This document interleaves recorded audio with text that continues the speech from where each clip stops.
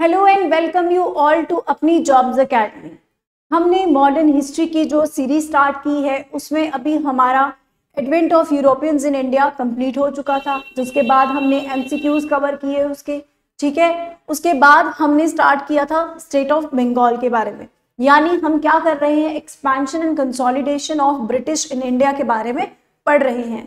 तो मैं आपको थोड़ा सा ब्रीफ में बता दूं कि जब यूरोपियंस जो है वो इंडिया में आ तो गए हैं, उसके बाद उनमें से जीता कौन है, इंग्लिश जो है वो जीत चुके हैं। उन्होंने फ्रेंच को भी हरा दिया कर्नाटिक वॉर्स में और अपनी जीत जो है वो हासिल की है। इसके बाद क्या होगा, इसके बाद वो एक्सपेंशन करेंगे और कंसोलिडेशन करेंगे। क्या करेंगे, एक्सपेंशन और कंसोलिडेशन करेंगे। ठीक है, तो इसी एक्सपेंशन और कंसोलिडेशन को लेकर हमारा नेक्स्ट चैप्टर जो है वो स्टार्ट हुआ है। ठीक है, इट मीन्स उन्होंने किस तरह से अपनी टेरिटरी को एक्सपैंड किया, किस तरह से उन्होंने सारे एरियाज जो है अपने कब्जे में किए और किस तरह से उन पर स्ट्रॉन्ग होल्ड बनाया, उनको कंसोलिडेट किया ताकि कोई और आकर उन पर अटैक ना कर पाए, कोई और आकर उन्हें हरा ना सके। ठीक है, तो किस तरह से करेंगे वो हम सारा आगे पढ़ेंगे। तो फिलहाल हमने जो पढ़ा है, हमने क्या पढ़ा था, हमने पढ़ा था स्टेट ऑफ बंगाल के बारे में। क्या पढ़ा था हमने, स्टेट ऑफ बंगाल के बारे में पढ़ा था कि बंगाल बड़ी फर्टाइल लैंड थी, बहुत प्रॉस्परस स्टेट थी। उसमें रूलर्स के पढ़े थे हमने कि सिराजुद्दौला जो है वो लास्ट टाइम हमने पढ़ा था कि वो रूलर थे और उन्हें किस तरह से रॉबर्ट क्लाइव और जो ईस्ट इंडिया कंपनी है वो परेशान करके रखती है कि वो बैटल ऑफ प्लासी करने पर मजबूर हो जाते हैं। और बैटल ऑफ प्लासी किस किस के बीच में होती है, मैंने आपको शायद लास्ट लेक्चर में यहाँ तक बता दी है। सिराजुद्दौला और ब्रिटिशर्स के बीच में, ईस्ट इंडिया कंपनी के बीच में बैटल ऑफ प्लासी हो जाती है। तो आज हम क्या क्या पढ़ने वाले हैं, तो हम स्टार्ट करेंगे बैटल ऑफ, हम पढ़ेंगे battle of Plassey,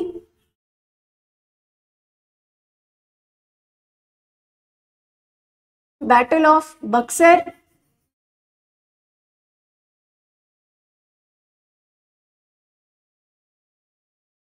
treaty of Allahabad. ठीक है, ये आज हम सब पढ़ने वाले हैं। पहले हम यहां तक पढ़ेंगे। ठीक है, बैटल ऑफ प्लासी जो है वो 1757 में बैटल ऑफ प्लासी होती है। और किसके बीच में होती है battle of Plassey, battle of Plassey जो है वो होती है versus East India Company and Sirajuddaula. ठीक है, सिराज और इनके बीच में क्या होती है, बैटल ऑफ प्लासी। ठीक है, और ये भी आपको पता है कि हारा कौन था इस बैटल में, इस बैटल में हार होती है सिराजुद्दौला की। He was defeated. और इसे डिफीट कैसे किया था उन्होंने, आपको मैंने बताया था ना कि किस तरह से वो ट्रेटर्स जो होते हैं, राइवल्स होते हैं जो नवाब सिराजुद्दौला के, उनको अपनी साइड करती है east India company. Robert Clive जो है उन्हें उनके साथ हाथ मिलाता है, उन्हें अपनी साइड करता है और उन्हें ये विश्वास दिलाता है कि उन्हें बाद में जो है वो रूलर बना दिया जाएगा, यानी मीर जाफर को बाद में रूलर बना दिया जाएगा और वो उनका साथ दे सिराजुद्दौला को हराने के लिए। तो लास्ट में क्या होगा, बैटल ऑफ प्लासी में जब इन दोनों के बीच में बैटल होगी तो कौन हारेगा, सिराजुद्दौला हार जाता है, ईस्ट इंडिया कंपनी जीत जाती है। ठीक है, इस बैटल के क्या कॉन्सिक्वेंसेज हैं, तो हम लिखेंगे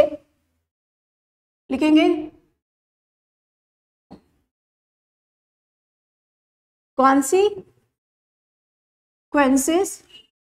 of battle of Plassey. Battle of Plassey जो है उसके क्या कॉन्सिक्वेंसेज हुए ये हमें जानना जरूरी है। क्यों जरूरी है, ठीक है,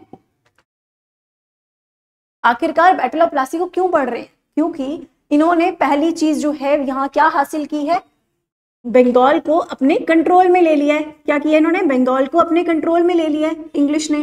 ठीक है, जब बंगाल को कंट्रोल में ले लिया है तो दे विल मेक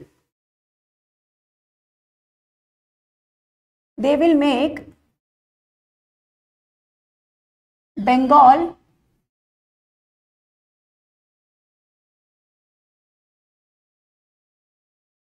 लिखेंगे, they will make Bengal a base for the conquest of for the conquest of India, यानी पूरे इंडिया को जीतने के लिए इन्होंने अब बेस किसको बना दिया है, बंगाल को बना दिया है। बंगाल पर जीत हासिल कर दी है और इस बंगाल को ही, इस पर जीत हासिल करने से अब वो पूरे इंडिया पर कॉन्क्वेस्ट जो है वो अचीव करेंगे। ठीक है, द नेक्स्ट पॉइंट इज इस बैटल ऑफ प्लासी के और क्या कॉन्सिक्वेंसेस हुए।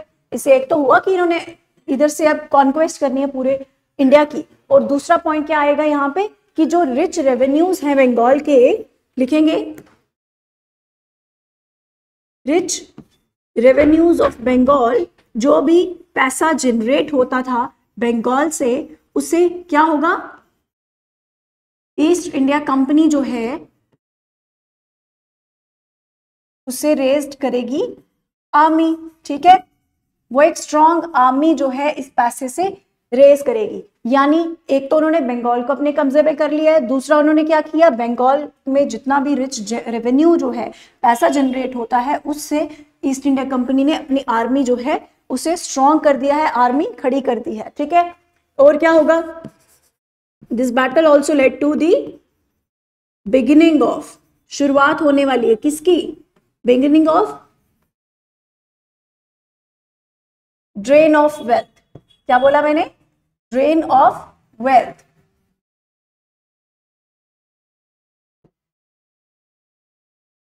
What do you mean by drain of wealth? Drain of wealth means पैसा जो है वो बह गया।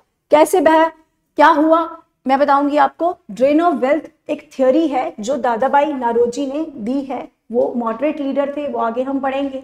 दादाभाई नौरोजी जो है उनको grand old man of India भी कहा जाता है। ये काफी बार क्वेश्चन जो है जेकेएसएसबी एसएससी के एग्जाम्स में पूछा भी गया है।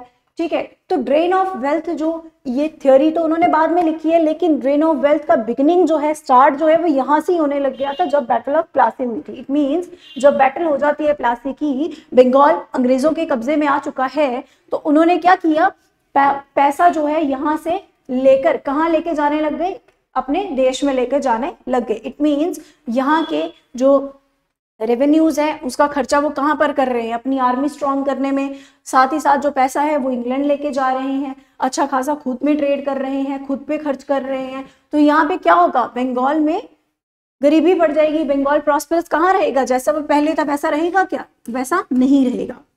ठीक है, तो नेक्स्ट पॉइंट लिखेंगे, started to change nawabs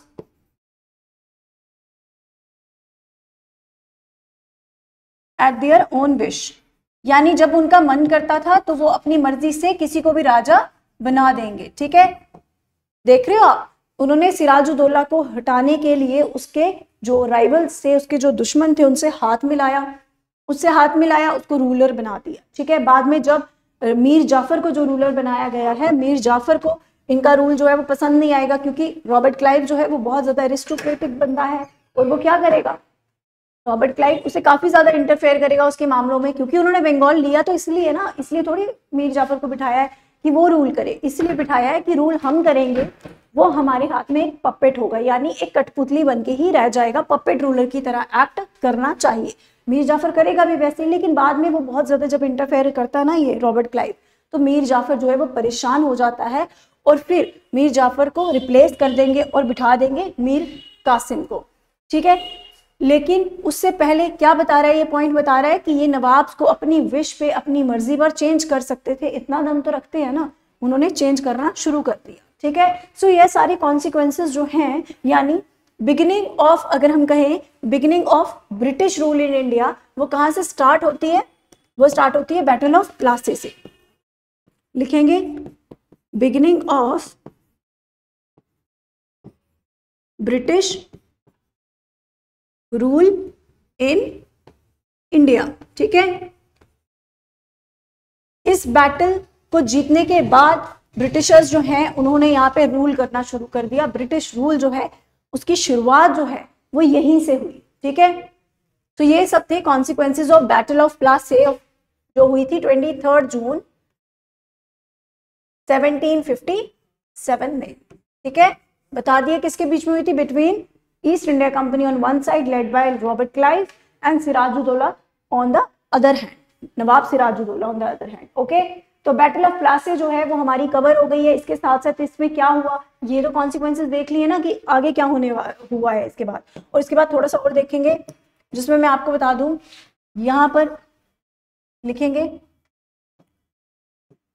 ruler किसको बनाया जाएगा, यानी न्यू नवाब जो है वो कौन होगा, Mir Jafar. Mir Jafar, one of the traitors, Mir Jafar will be the new nawab. ठीक है, इसको नया नवाब बना दिया गया, लेकिन ये क्या है, एक पपेट रूलर है। ठीक है, हम लिखेंगे पपेट रूलर। ठीक है, दूसरी चीज, मीर जाफर को और किस नाम से जाना जाता है, जैकाल ऑफ क्लाइव। क्लाइव का जैकाल भी इसको कहा जाता है। ठीक है, ठीक है, तो इस तरह से बाद में लेकिन क्या होगा, मीर जाफर जो है बहुत ज्यादा इंटरफेरेंस जब क्लाइव की होगी ना उसके एडमिनिस्ट्रेशन में, उसके रूल में, तो मीर जाफर तंग भी आ जाएगा, और लेकिन बाद में ये क्या करेंगे, साजिश करके मीर कासिम उसके सन इन लॉ को बिठा देंगे और किसको, मीर जाफर को हटा देंगे। ठीक है, तो it means they are adopting this policy to change nawab at their own wish. जब मन कर रहा है तब रूलर को चेंज कर रहे हैं।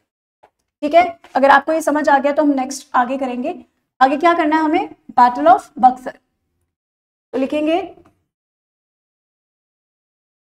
बैटल ऑफ बक्सर, इसकी डेट है 23 अक्टूबर 1764। कब है ये, 1764 में बैटल ऑफ बक्सर जो है वो होती है। और उससे पहले हम पढ़ेंगे बैटल ऑफ बक्सर का बैकग्राउंड, यानी जैसे हमने प्लासे का पढ़ा कि प्लासे की बैटल हुई क्यों थी, कैसे हुई थी, किसके बीच में हुई। ठीक है, उसके कॉन्सिक्वेंसेस क्या हुए, क्योंकि हमें पूरा पढ़ना है ना उसके बारे में।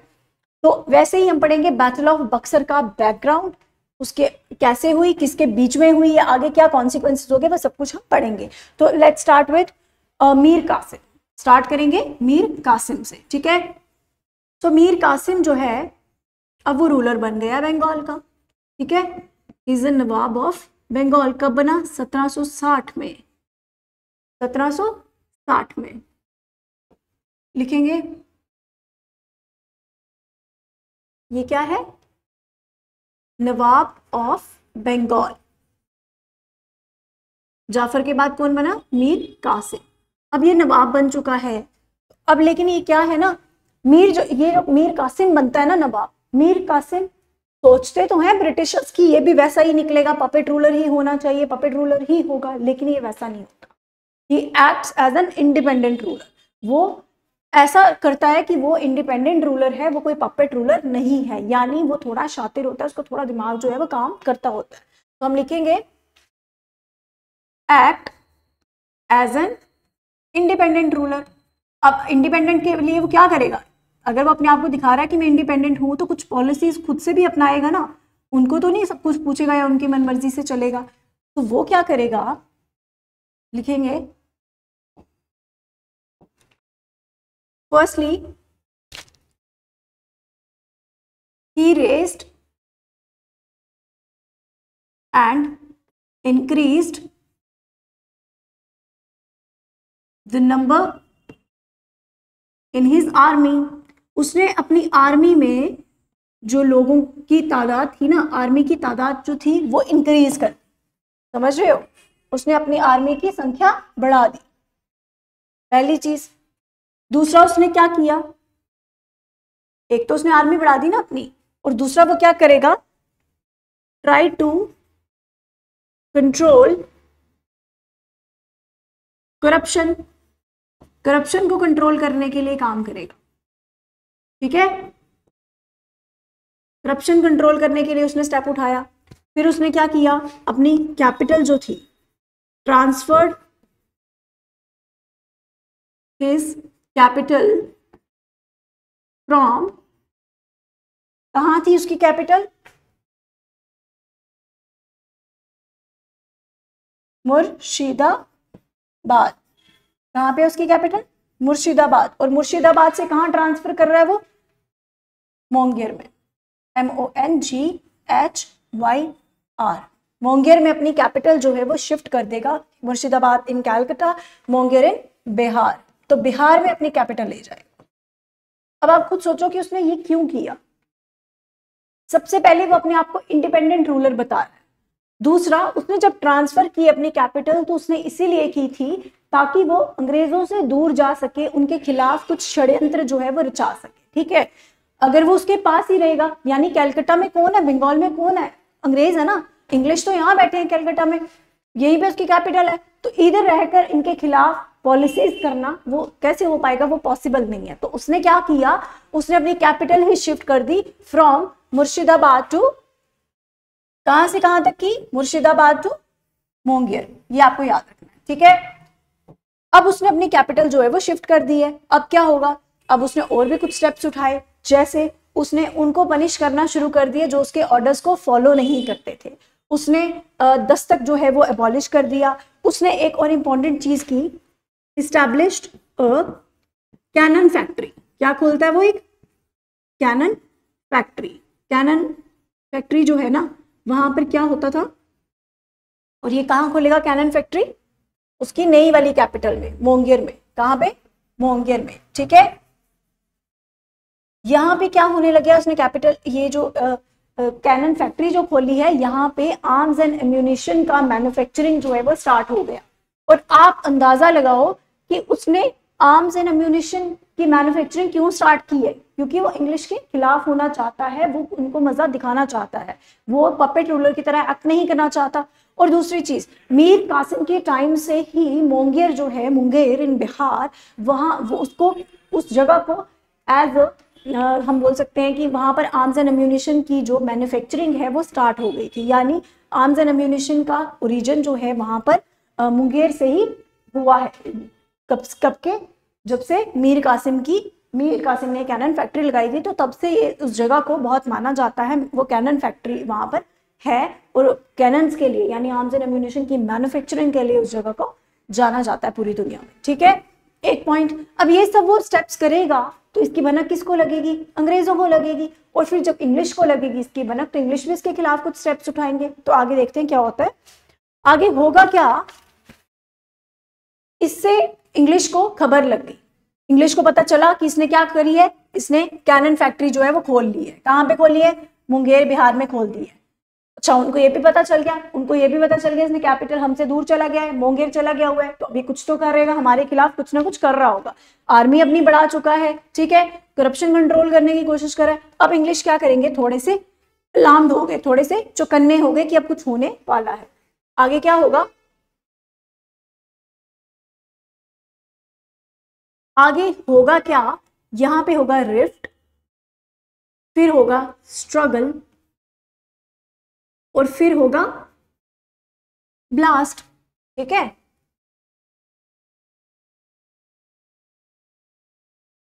देखेंगे रिफ्ट कैसे होता है। रिफ्ट कैसे होगा, जब उन्होंने कैनन फैक्ट्री खोली, कैनन फैक्ट्री किसने, सिराजुद्दौला ने, तो इट मींस उसने एक रिफ्ट क्रिएट कर दिया अपने और ईस्ट इंडिया कंपनी के बीच में। वो जब कैनन फैक्ट्री खोलता है तो ये बात किसको अच्छी नहीं लगती, ईस्ट इंडिया कंपनी को, वो उसके खिलाफ हो जाए, वो कुछ सोच रहे हैं कि भाई इसके दिमाग में कुछ तो चल रहा है, ठीक है। तो कैनन फैक्ट्री जो है रिफ्ट का काम कर रही है। और स्ट्रगल कब होगा, स्ट्रगल होगा एलिस एपिसोड की वजह से। किसकी वजह से, एलिस एपिसोड। अब ये क्या है, मैं आपको थोड़ा एक्सप्लेन कर देती हूँ। एलिस एपिसोड क्या है, जब इसने मैन्युफैक्चरिंग के लिए, आर्म्स एंड एम्यूनिशन की मैन्युफैक्चरिंग के लिए कैनन फैक्ट्री खोली है मुंगेर बिहार में, किसने, मीर कासिम, जो नवाब है बंगाल का इस टाइम, ठीक है, जब हम बात कर रहे हैं। अब इसने वो फैक्ट्री तो खोल ली है, और ये इसके लिंक किसके साथ है, आर्मेनिया का एक आदमी है, आर्मेनियन है एक, वो एक गन पाउडर का काम करता है, ठीक है, ठीक है। आर्मेनियन गन पाउडर जो है, यानी एक आर्मेनियन का आदमी है, वो क्या करता है, गन पाउडर का काम करता है। और वो आदमी जो है इसके फोर्ट में, यानी मुंगेर में, बिहार में, वहां आने लग गया था, किसके, जहां पर ये है मीर कासिम है, ठीक है, वहां आने लगा, उनकी मुलाकातें जो है वो बढ़ने लग गई थी। इसकी भनक किसको लग गई, एक इंग्लिशमैन को लग गई, जिसका नाम क्या था, एलिस। क्या नाम है उसका, एलिस। रीजन, ये कंपनी का एक आदमी है, कंपनीज एजेंट, ठीक है, ये कंपनी का एजेंट है बिहार में जो उन्होंने रखा है, क्योंकि खबर तो रखनी है ना कि मीर कासिम कर क्या रहा है हमारे खिलाफ। तो ये एजेंट जो है वो क्या करता है, उसको ये भनक लग जाती है कि आर्मेनिया का एक आदमी जो है वो इस सिलसिले में मिलने किससे आया है, मीर कासिम से आया है, और वो भी उसके मुंगेर फोर्ट में बैठा है। उसी टाइम क्या होता है, ये एलिस जो है ये एंट्री करता है वहां पर मुंगेर फोर्ट में, बिना बताए ही चला जाता है और नवाब मीर कासिम को रंगे हाथों पकड़ लेता है जब वो दोनों आपस में इस बारे में बातचीत कर रहे होते हैं। यहाँ वहां पे आर्म्स एंड एम्यूनिशंस की मैन्युफैक्चरिंग वगैरह हो रही होती है, ठीक है। तो उसने जब इनको रंगे हाथ उस चीज में पकड़ लिया, इसको पता चल गया इनका कुछ कनेक्शन चल रहा है, उसको हम बोलते हैं एलिस एपिसोड, ठीक है। तो इससे क्या होगा, इस एलिस एपिसोड से नवाब जो है मीर कासिम जो है वो क्या करेगा, वो एक लेटर लिखेगा। तो उसको गुस्सा आ गया, मेरी जगह मेरा फोर्ट, कोई बाहर से आके मुझे बोल रहा है कि मैंने आपको रंगे हाथों पकड़ लिया, तो मुझे कैसा लगेगा। मीर कासिम को ये बात जो है वो दिल में चुभ जाती है, उसको लगता है कि मेरी सोवरेनिटी पे, जैसे वो लगा था ना उसको सिराजुद्दौला को कि मेरी सोवरेनिटी जो है वो हार्म हो रही है, वैसे इसको लगता है कि मेरी सोवरेनिटी, मेरी डिग्निटी पर, मेरे प्राउड, मेरी सेल्फ स्टीम, सेल्फ रिस्पेक्ट पर बात आ रही है।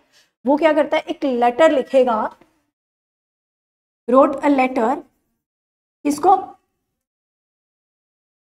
गवर्नर ऑफ फोर्ट विलियम, किसको लिखेगा, गवर्नर ऑफ फोर्ट विलियम,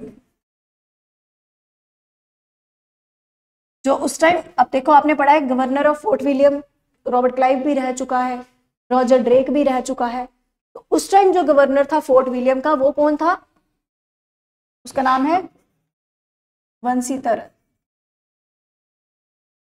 वंशीटाट, कोई वंशीटाट बोल रहा है, ठीक है।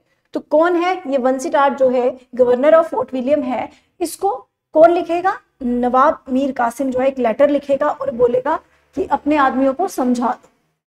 क्या बोलेगा, बोलेगा कि अपने आदमियों को समझा दो, इसने क्या किया है, मेरी सोवरेनिटी को हार्म करने की कोशिश की है, मेरे बिना पूछे ही वहां पर एंट्री की है, ठीक है। जब ये ऐसे बोलेगा कि अपने ऑफिसर्स को कंट्रोल करो, तो उसके बाद क्या होगा, एक मुंगेर कन्वेंशन जो है 1760 की वो की जाएगी।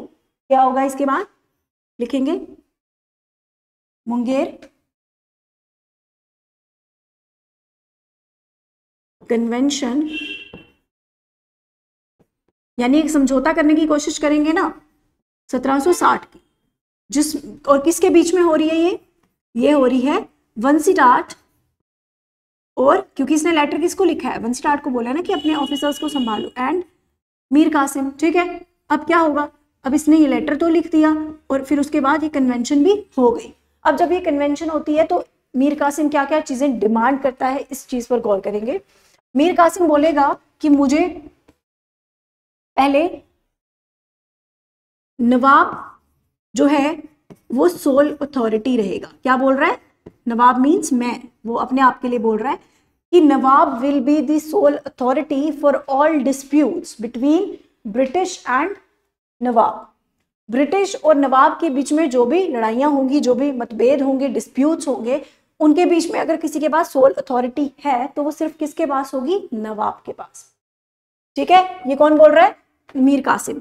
उसके बाद क्या बोला उसने, 9% जो ड्यूटी है वो कौन देंगे, ब्रिटिशर्स देंगे। क्या बोल रहा है वो, 9% ड्यूटी जो है ब्रिटिश देंगे अगर उन्हें यहाँ पे ट्रेड करना है, यानी EIC will pay 9% duty on it's entire trade and commerce. पूरे ट्रेड एंड कमर्स के लिए 9% ड्यूटी उनको देनी पड़ेगी। सोल अथॉरिटी सिर्फ मैं होगा जब कोई डिस्प्यूट होगा, और मेरे पास ही, नवाब के पास ही राइट होगा टू इशू दस्तक, यानी परमिट जो है वो सिर्फ मैं दूंगा। ये कौन बोल रहा है, मीर कासिम।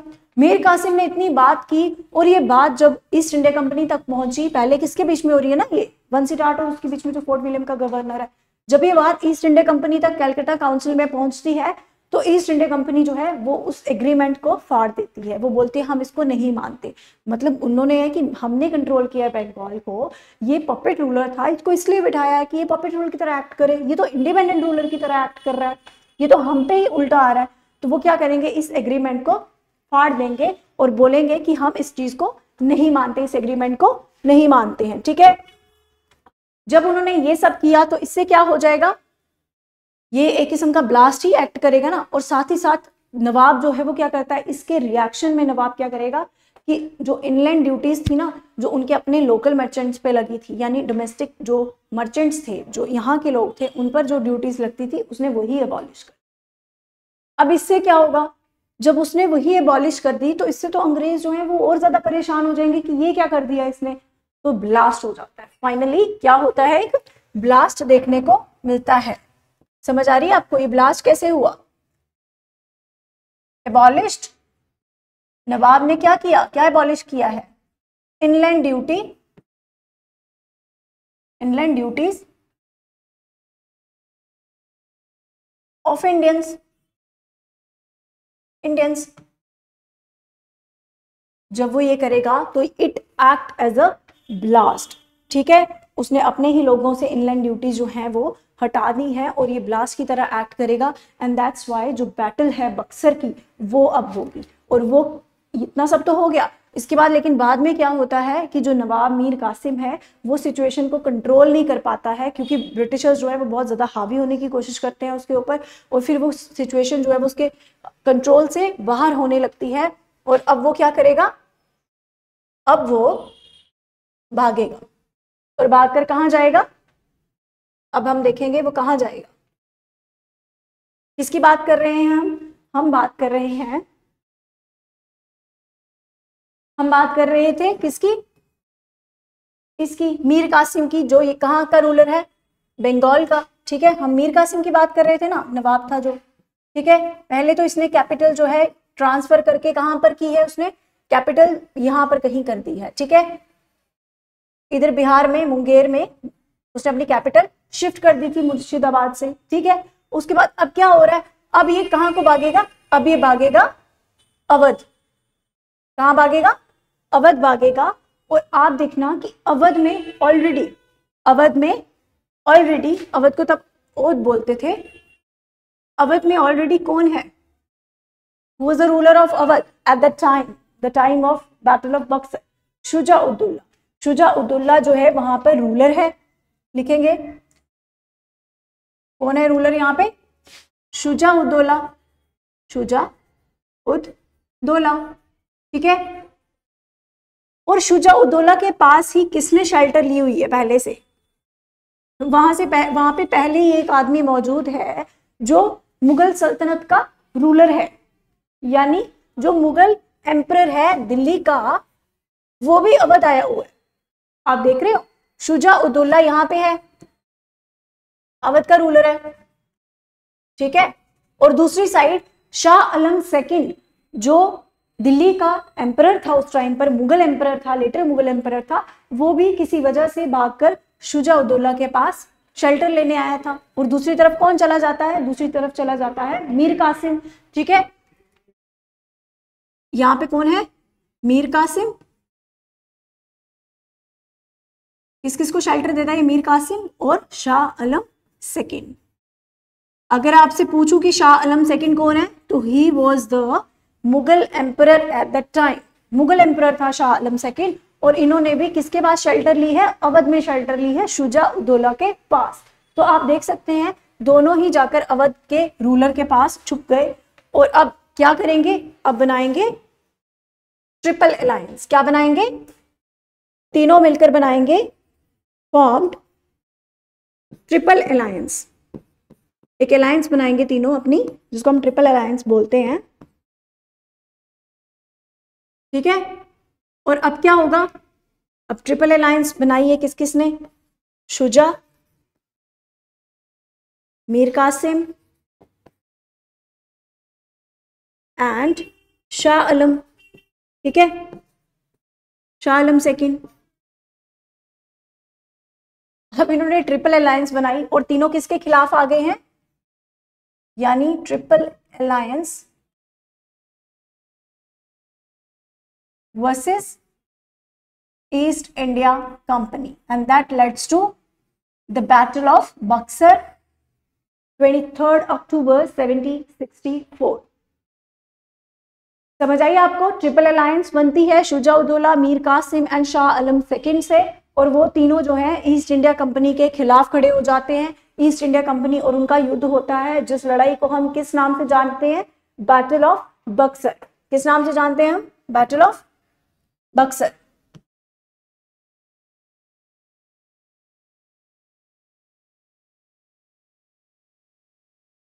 अब हुई battle of Buxar. Battle of Buxar जो है, कौन हार जाएगा और कौन जीत जाएगा? हार जाते हैं, ट्रिपल अलायंस जो है वो हार जाती है, डिफीटेड, और East India company won the battle. East India company जीत गई। अब ईस्ट इंडिया कंपनी अगर बैटल जीतेगी तो वो इन तीनों को कोई सजा भी देगी ना। क्या होगा इनके साथ वो आगे देखेंगे। अब होगा क्या? पहले अवध का देखेंगे हम, ठीक है। अवध के साथ क्या क्या होगा? अवध का जो नवाब है, नवाब शुजा उद्दौला, उससे अब ईस्ट इंडिया कंपनी कहेगी कि भाई आप एक काम करो, सबसे पहले इलाहाबाद एंड कारा, ये दोनों जो जगह है ये किसको दे दो? किसको दे दो? शाह आलम सेकंड को।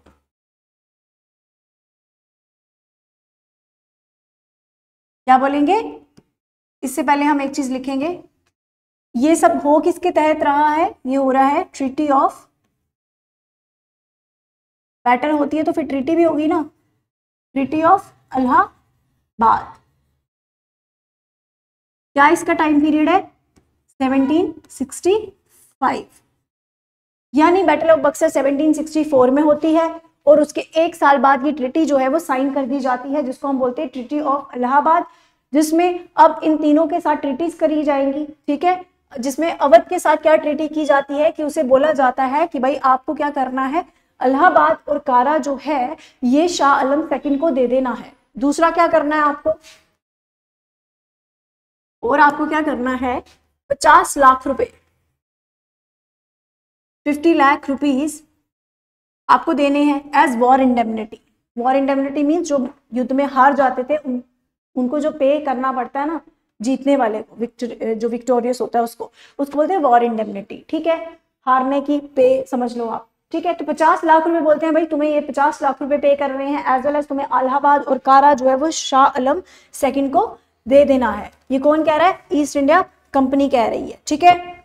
सो और उन्होंने क्या बोला? ईस्ट इंडिया कंपनी बोलती है कि अब हम तुम्हें, तुम्हारी स्टेट को एनेक्स नहीं करेंगे। क्या नहीं करेंगे? एनेक्स नहीं करेंगे, यानी दे डिड नॉट एनेक्स्ड किसको? अवध, ठीक है। अवध उन्होंने अपने कब्जे में नहीं लिया, उन्होंने कहा अभी हमें कुछ खास जरूरत नहीं है अवध की। और दूसरी चीज, अवध को हम बफर स्टेट बनाएंगे। क्या बनाएंगे? एक बफर स्टेट बनाएंगे,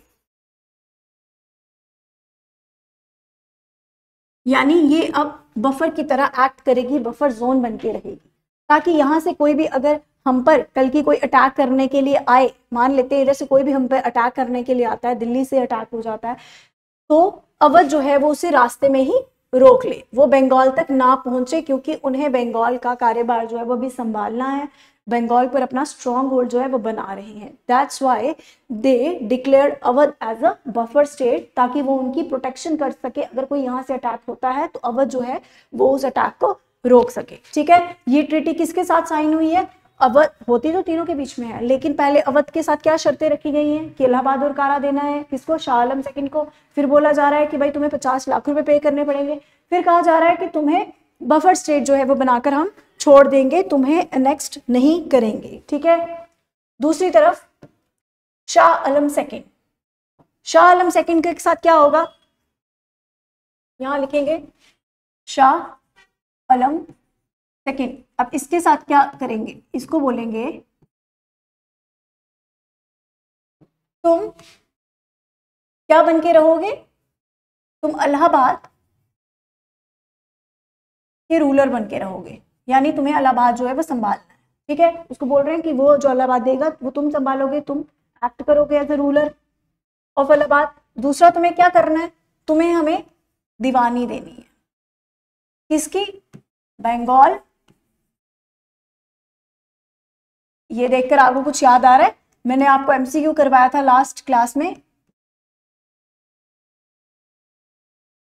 काटेंगे इसको, ओडिशा, जिसको हम ओडिशा बोलते हैं आज। They got the Diwani of Bengal, Bihar and Odisha from Shah Alam second during the treaty of Allahabad in 1765। तो यही एमसीक्यू आपका पहला था, जिसमें आपको ये पूछा गया था कि किसने अंग्रेजों को दीवानी ऑफ बंगाल, बिहार, ओडिशा जो है 1765 में दी थी। तो राइट आंसर वो शाह आलम सेकंड। किसने दी थी? शाह आलम सेकंड ने दी थी। ठीक है, और उसे क्या कहा जाता है इस ट्रीटी के अंदर? इससे ये भी कहा जा रहा है कि तुम्हें इलाहाबाद में रहना है, रूलर नहीं कहेंगे हम, यानी तुम्हें यहाँ पे रिजाइड करना है, रहना है, और तुम्हें हम प्रोटेक्शन प्रोवाइड करेंगे। क्या प्रोवाइड करेंगे? तुम्हें कंपनी जो है वो प्रोटेक्शन प्रोवाइड करेगी, तुम आराम से यहाँ पे खाओ पियो, तुम्हें कुछ पेंशन भी दे दी जाएगी, तुम्हें आराम से यहाँ पे रह सकते हो। ठीक है, तो ये जो ट्रीटी है वो साइन कर दी जाती है, जिसमें अवध को डिफरेंट रोल दिया जाता है, और बात करें शाह आलम की तो उसको भी ये सब कहा जाता है। उसके बाद क्या होगा? मीर कासिम को तो छोड़ेंगे ही नहीं, और उसके बाद क्या होगा? उसके बाद दोबारा से किसको? मीर जाफर को। दोबारा से मीर जाफर ने खुद ही जो है वो रिजाइन करना चाहता था, जिसके बाद उन्होंने उसको हटाकर मीर कासिम को बनाया था रूलर। अब क्या करेंगे? अब मीर कासिम को हरा दिया है, और अब क्या करेंगे? मीर जाफर को दोबारा से थ्रोन पे बिठा देंगे, यानी नया नवाब जो दोबारा से इसको मीर जाफर को ही बना देंगे। लेकिन मीर जाफर जो है फिर उसकी डेथ हो जाती है, तो फिर उसके एक छोटे से बेटे को, इन्फेंट सन को, जिसका नाम है नजम उद्दौला, नजम उद्दौला को नवाब बना दिया जाता है बंगाल। ठीक है, क्या बना दिया जाता है? बंगाल का नवाब किसको बना दिया गया? नजम उद्दौला को, नजम उद्दौला। ठीक है, अब बंगाल की, बिहार की और उड़ीसा की दीवानी किसने दे दी है? किसने दी है दीवानी? शाह आलम सेकंड ने। और ये नजम उद्दौला जो है ये क्या दे देगा इसको? निजामत राइट्स। क्या दे देगा? निजामत राइट्स।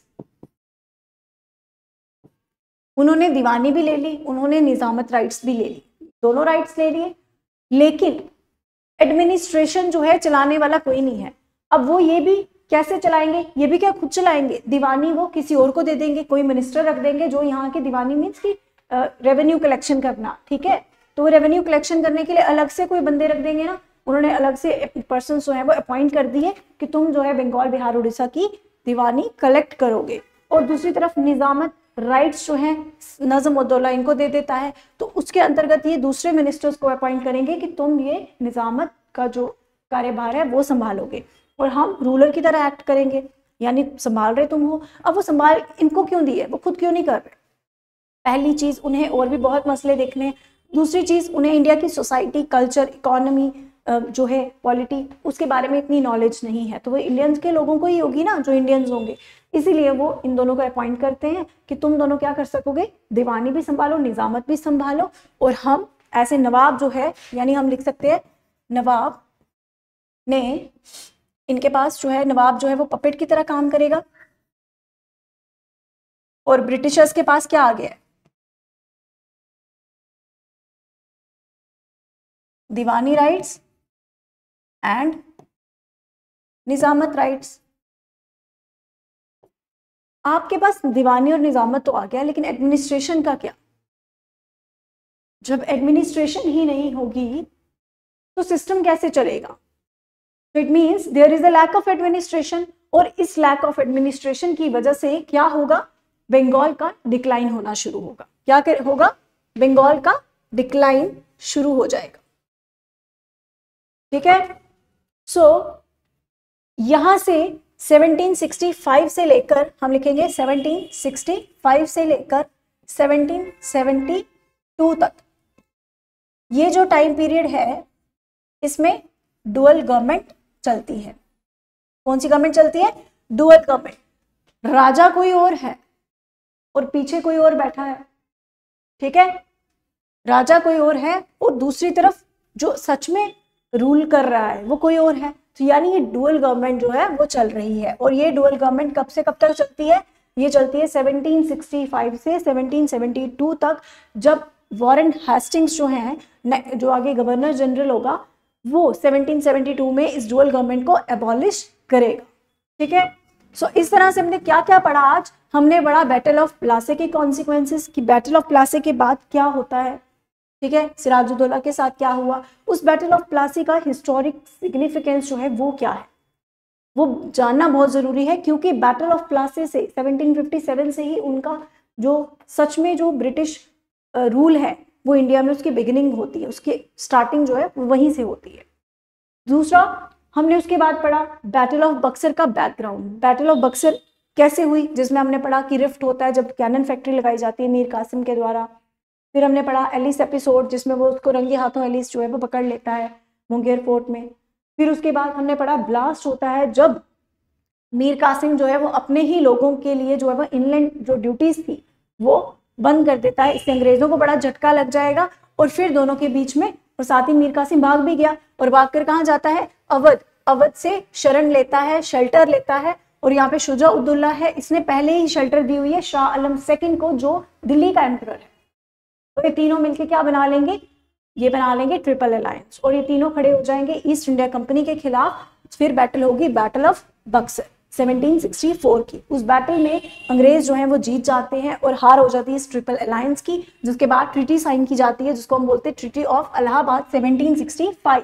इस ट्रीटी में अवध से कहा जाता है कि तुम्हें इलाहाबाद कारा जो है वो देना है शाह आलम सेकंड को, और साथ ही साथ 50 लाख रुपए भी देने, तुम्हें बफर जोन बना दिया जाएगा। शाह आलम से कहा जाता है कि तुम इलाहाबाद में रहो, तुम्हें थोड़ी बहुत पेंशन मिल जाएगी, मजे से वहां रहो, और तुम हमें क्या दोगे, बंगाल बिहार उड़ीसा की दीवानी दोगे, यानी जो रेवेन्यू है वो दे दोगे। और फिर क्या करते हैं, मीर कासिम तो वैसे ही हट चुका है, फिर मीर जाफर को थ्रोन पर बिठा देते हैं, थोड़ी देर बाद उसकी डेथ हो जाएगी, और फिर कौन बनेगा रूलर, नजम उद्दौला, और नजम उद्दौला उसको क्या दे देगा, निजामत राइट्स। तो यानी दीवानी भी ले ली, निजामत राइट्स भी ले लिए, और रूलर जो है वो सच में पपेट की तरह ही एक्ट कर रहा है नजम उद्दौला। और असली में रूलर कौन है, ब्रिटिश गवर्नमेंट है, ईस्ट इंडिया कंपनी है। और फिर स्टार्टिंग होगी डुअल गवर्नमेंट की 1765 से 1772 तक। ठीक है, that's how the battle of Buxar ended and the treaty of Allahabad was signed in 1765। ठीक है, तो कल हम इसके आगे वाला जो है क्या होता है, इस तरह से रॉबर्ट क्लाइव या फिर जो बाकी गवर्नर जनरल्स हैं वो कंसोलिडेशन करते हैं, ठीक है, ब्रिटिश की इंडिया में, तो वो सब हम नेक्स्ट चैप्टर में देखेंगे, नेक्स्ट वाले लेक्चर में देखेंगे। सो तब तक के लिए आप सब ये सब रिवाइज कर लेना, ठीक है, इसके नोट्स बना लेना। So thank you so much for the day.